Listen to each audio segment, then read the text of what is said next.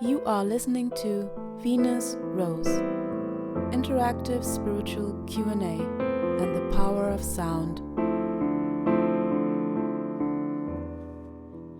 Music is like sunshine.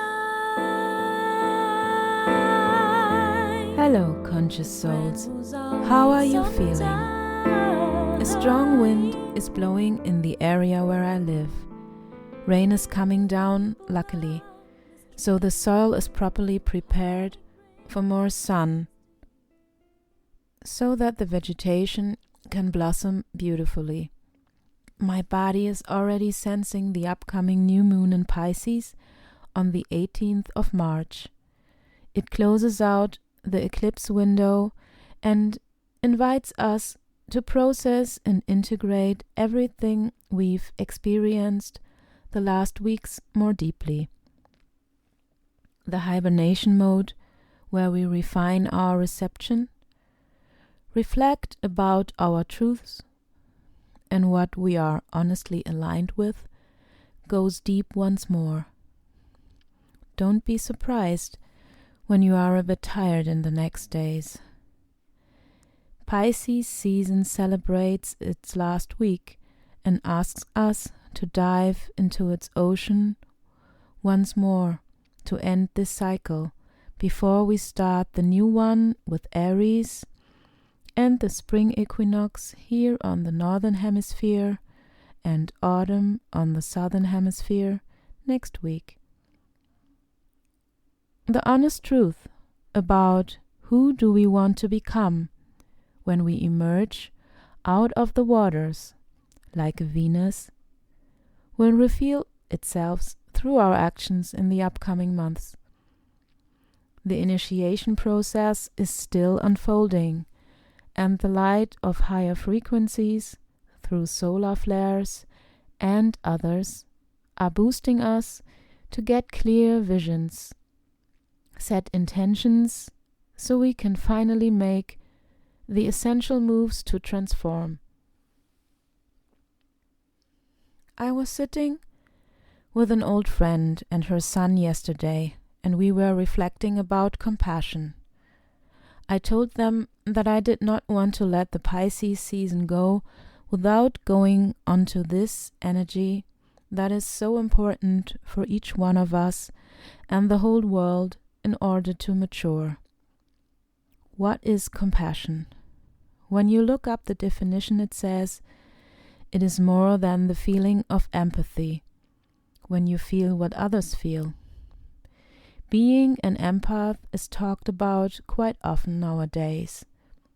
To feel or have compassion adds another layer.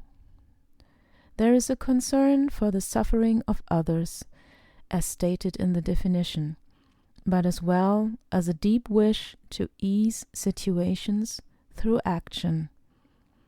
If you go down the road of etymology, like we often do on this podcast, and my friend Beate mentioned it too, you get to the root of the words com, which means together with, and the word passion, that comes down to the Latin word pati, which means enduring or suffering. Pity is also in here, and we will talk about that later. There is a rabbit hole for everyone who wants to dive further into it on how the word passion got the other layers that it carries. The most important part is feeling emotions that can be overwhelming or controlling to some degree. They play the main role here. So compassion means to endure or suffer together. In the German language, for example, it is literally called like that. This is one version to look at it. But how should that aid anyone when someone joins the frequency of ache? I personally always refused to sit in the same boat. I love to help and be of service if I can, but it supports neither of us when we are stuck together in pain. So if I feel the need to take action, to try to help you out of your suffering, I have to stand on solid ground. Or, energetically spoken, be grounded and carry enough clarity to show you a way out of the situation. And if it's only to connect you with someone else, might be your own strength, to find a new path. This is, from my point of view, the main difference between to be in concern and suffer with somebody, or be able to lend a hand or a way towards a solution, while I feel empathy for whatever a being is enduring at a certain moment. When clients come to me for a one-on-one session, whatever they bring to the table and want to work on, be it a pain in the body or the soul, a compassionate space is key. I always tell the beings that seek me out that they themselves have the power to heal, as we all are a fractal of source energy. I simply function to hold an energy field or sphere specific for that being so they can expand their own energetic capacities in order to evolve. Coherent consciousness, the sound of my voice, crystal and singing bowls are the vehicles I use.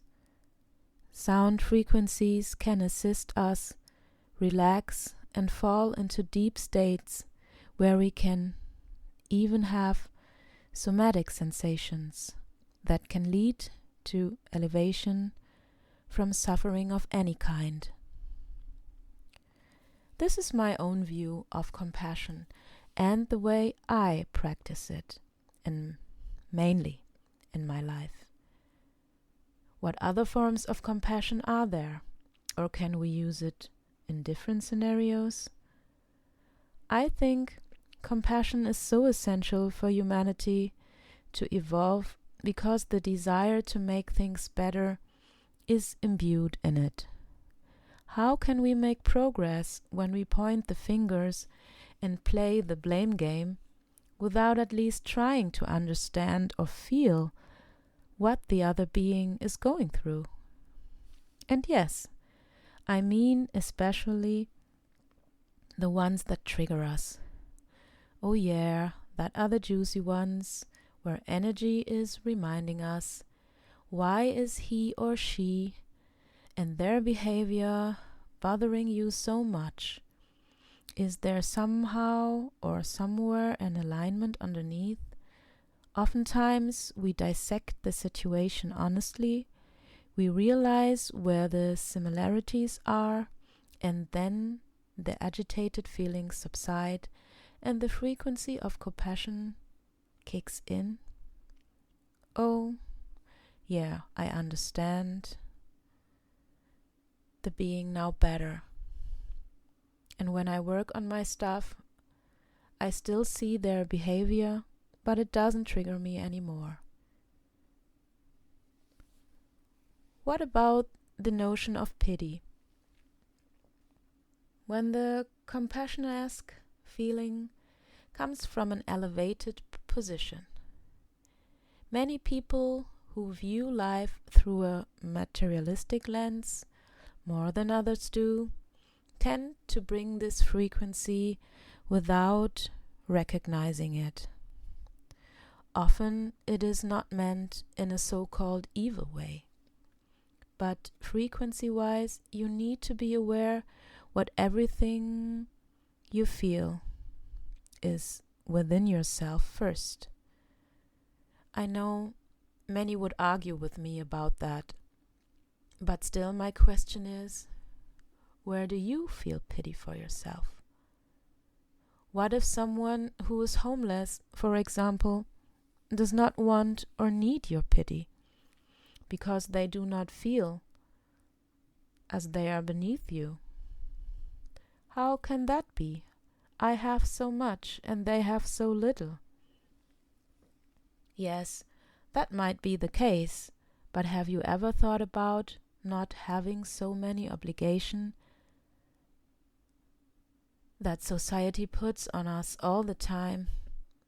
What a freedom someone who lives different than us might have.